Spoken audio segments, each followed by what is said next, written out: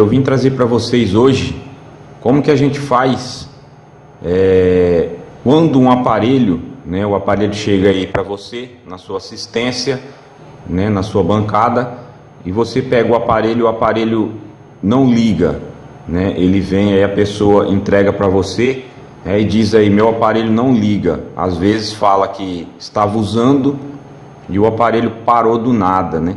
Não está ligando.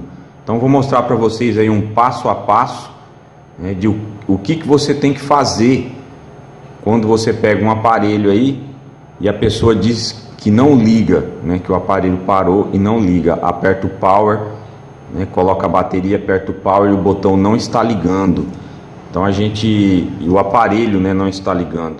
Então a gente vai fazer aí um passo a passo, né, o que você tem que fazer quando esse tipo de problema aparece aí na sua bancada, ok? Então primeiramente você vai ter que verificar, né, se o aparelho está em curto, né, se o aparelho está em curto, né? Caso ele não ligue e também não está em curto, é um tipo de procedimento. Caso o aparelho não ligue e está em curto, né, aqui nas pinagens aí do conector da bateria, então o procedimento é outro, ok? Primeiramente, né, você pode utilizar aí da fonte de alimentação, né, para poder estar fazendo esse teste aqui do aparelho ligar, né? Mas às vezes você tem uma fonte dessa aqui e ela não tem a proteção, né, para poder desarmar caso o aparelho esteja com curto total, né? A minha, ela desarma, né? Ela tem essa proteção interna, mas tem fontes de alimentação aí que ela não desarma. Então primeiramente aí é bom fazer o teste aqui de continuidade com o multímetro, porque se sua fonte não tiver a proteção para desarmar caso o aparelho esteja em curto total, né, a sua fonte aí pode queimar, ok? Então nem todos aí tem uma fonte com proteção interna. Então primeiramente, né, é bom a gente fazer o teste na continuidade aí com o multímetro. Então vou ligar o multímetro aí, né, eu já coloquei em escala de continuidade, né, deixa eu virar aqui um pouco. Então para a gente poder fazer o teste aqui no conector da bateria primeiramente, né? Então deixa eu colocar a placa aqui. Então você vai lá com as pontas de prova, né, e vai relar aqui, né, no conector da bateria. Então você pode colocar aqui, né, aí tanto faz a ponteira preta ou vermelha, né, porque está em escala de continuidade, então não possui polaridade. Então tanto faz você colocar o positivo ou negativo aqui em ambos os lados, né, que não vai ter o problema, ok? Então você vai tocar aqui nos pinos do conector da bateria para ver se vai acusar continuidade entre o terminal positivo, né, e o terminal negativo, ok? Ó, então para você ver que já possui continuidade, então a placa está em curto total, né? Então está aterrando a linha positiva aí do aparelho, ok? Né? Essa linha aqui, depois do VCC, né, do pino positivo, né, é uma linha de identificação, né? Após vem o terra, né, e depois geralmente aí uma pinagem, às vezes para identificar a temperatura aí da bateria. Então você fazendo a continuidade aí com o terra, né, você vai ver que o aparelho, né, está em curto total, né, sua placa está em curto total. Neste caso, né, seria bom você ter a fonte, né, que desarma, né, porque a hora que você conecta aqui, a fonte automaticamente ela desarma, né, e você pode ir diminuindo aos poucos a tensão até a fonte, né, o consumo aqui do curto ficar dentro do limite de corrente da fonte. Mas caso você não tiver uma fonte que desarme, né, então você vai ter que diminuir toda a tensão, né, diminui toda, como ela não vai ter a proteção, então você não pode fazer o procedimento ao contrário, né, que deixar ela com a tensão aqui, e você diminuir. Então, você não tendo a fonte com proteção, então você diminui total e vai aumentando, ok? Até ficar dentro do limite de corrente que a fonte suporta. Então você vai plugar lá, né, o positivo e o negativo, né? Pode ver que não houve consumo nenhum, porque a tensão dela, né, a voltagem está zero. Então agora você vai aumentando aos poucos e vai tocando na placa, né, para sentir se alguma região aí está aquecendo, ok?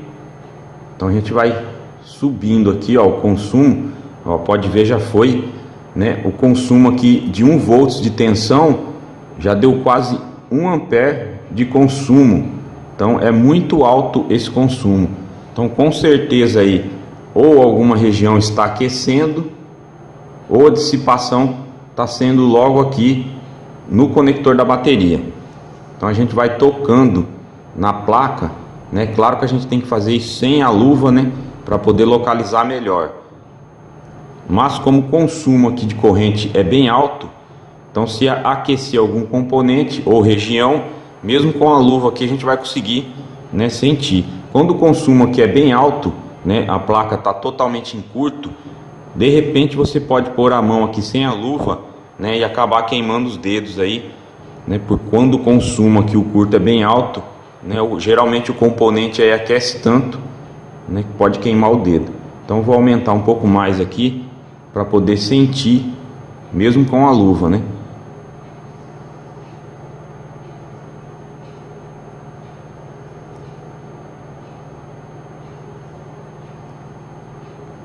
Então eu percebi, né, que essa região aqui está aquecendo mais, né? Essa região aqui, ela é a região aí de radiofrequência. Então é a parte do aparelho, né, que se faz aí a comunicação das operadoras. Então é a parte aí, o setor de RF do aparelho celular. Então essa parte aqui, mesmo com a luva, né, eu percebi que está aquecendo um pouco, né? Então a gente não consegue decifrar qual componente está aquecendo mais, né? Geralmente quando o componente aquece muito, é ele que está em curto, causando curto, ok? Então aqui está um consumo de 1 ampere. Então conforme eu vou aumentando aqui, ó, 2.2 volts, né, já vai para 1.6 ampere. Então é muita coisa, né? É bom diminuir um pouco para ficar aqui dentro de mais ou menos 1 ampere aí, né? E você vai tocando, né, e consegue decifrar aqui qual parte da placa está aquecendo mais. Então essa região aqui do setor de radiofrequência, né, que mais está aquecendo, né? E colocando a mão você não consegue decifrar aqui qual é o componente específico da placa que está causando curto, né? Geralmente o curto há uma passagem de corrente maior sobre o componente que está causando curto, né? E com isso aí há o sobreaquecimento dele, a dissipação de calor. Então você pondo a mão você consegue localizar o setor, mas não precisamente o componente, né? Então você fazendo esse procedimento aí já é metade do caminho, né? Você já consegue localizar metade do caminho. Então o que se faz agora, né? Ou você tem o spray congelante, né? Então você vai jogar o spray sobre essa região e vai localizar o componente específico, né? Ou você pode colocar o fluxo, né, tanto líquido aí quanto o pastoso, né, e verificar se algum componente, né, acaba aí soltando borbolhas, né? Nesse caso em específico aí, se você colocar o fluxo, às vezes o componente não está aquecendo o suficiente, né, para você visualizar a temperatura no líquido, né, no líquido. Então o melhor a se fazer ou é o spray congelante, né, você congelar essa região, ou você está usando aí, né, adquirir aquela câmera, né, infravermelha, né, a FLIR One, né, e vocês vão perceber a diferença aí com o spray congelante, né, e com a câmera FLIR One, ok?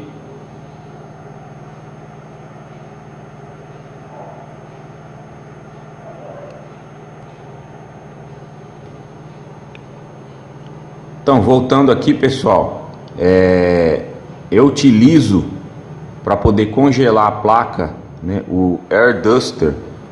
Ele é um spray aí, um aerosol de ar comprimido, né? Ele não é para congelar a placa, mas a gente utiliza, né, ele ao contrário aqui para a gente poder congelar a placa, que ele é bem melhor, né? Fixa mais o gelo na placa do que o próprio spray congelante, né? Então ele é bem melhor, rende mais. Então eu vou estar utilizando aí o Air Duster, né? Eu prefiro o Air Duster do que o propriamente dito aí o spray congelante, ok? Então a gente vai fazer esse teste aí. Para fazer esse teste, né, se você conectar aqui a fonte na placa, ele já vai estar aquecendo o componente. Então se você jogar o spray congelante com ele já aquecido, não vai obter o resultado para poder localizar o componente. Então a gente desliga a fonte, né? Você pode desligar a fonte, né? Aguardar um pouco aí até a placa dar uma esfriada melhor.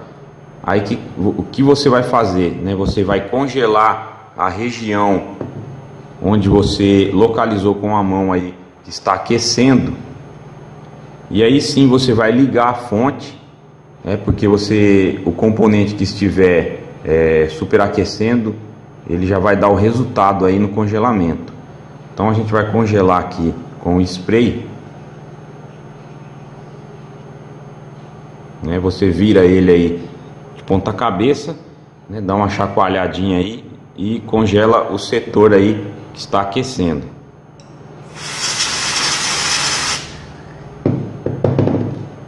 Então você vai, ó, e liga a fonte. Ó, rapidamente o componente aí que está superaquecendo, já dissipou o calor no gelo. Então vou aumentar mais um pouco aqui a tensão para ele poder dissipar o calor mais rápido, né, para vocês perceberem aí na placa. Então vou desligar novamente, né, vou congelar novamente, né, então ele vai obter aí um resultado muito mais rápido, né, do que o primeiro congelamento.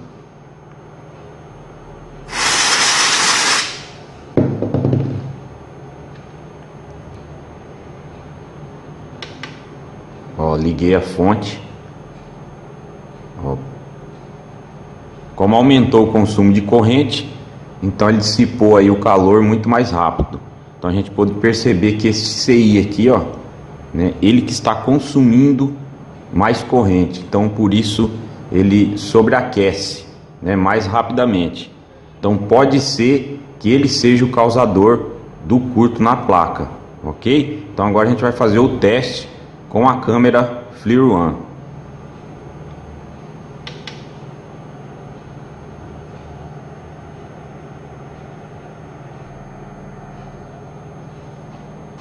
Então, pessoal, já preparei a placa aqui, né, para poder mostrar para vocês. Vocês podem observar, né, que com o spray congelante, este CI aqui que estava aí sobreaquecendo, né? Então eu vou ligar a câmera aqui, né, já está preparada, está ligada, né? A câmera é essa daqui, pessoal, né, é a FLIR One. Geralmente ela é própria ou para sistema Android ou iOS aí do iPhone, né? Você pluga, compra ela é só essa parte, né? Ela vem com as duas câmeras aqui, ó, né? Uma câmera normal e a câmera térmica. Você pluga aqui no conector USB, baixa um aplicativo, né? E consegue estar usando aí no tablet ou no smartphone. Então já conectei aqui, né? E você pode observar, né, o componente que eu congelei, né, o CI, como ele está superaquecendo. Então no caso aí, se o componente não aquece o suficiente para você sentir com o tato aí da mão, né, então a câmera térmica ela consegue diagnosticar o componente com precisão que está superaquecendo. né? Então a diferença entre o spray congelante e a câmera térmica é que às vezes mesmo com o spray o componente está aquecendo muito pouco e o spray não consegue decifrar com exatidão o componente. Já a câmera térmica ela consegue aí pelo mínimo de aquecimento decifrar o componente. Então você pode ver aí, né, que aquele CI, né, ele está superaquecimento, né, com superaquecimento. Então a câmera térmica, que a parte está mais escura, está ok, e ele tem o brilho mais intenso aqui, ó. Então com certeza aí ou esse componente está em curto, ou algum outro componente em torno dele, né, está fazendo ele superaquecer devido ao circuito integrado, né, ser um CI. Ele é o componente mais sensível, né, da placa. Então às vezes um capacitor em curto pode ocasionar o aquecimento do CI propriamente dito e não ocasionar o seu próprio aquecimento, né? Então um capacitor em curto aí faz com que o CI aqueça, ok?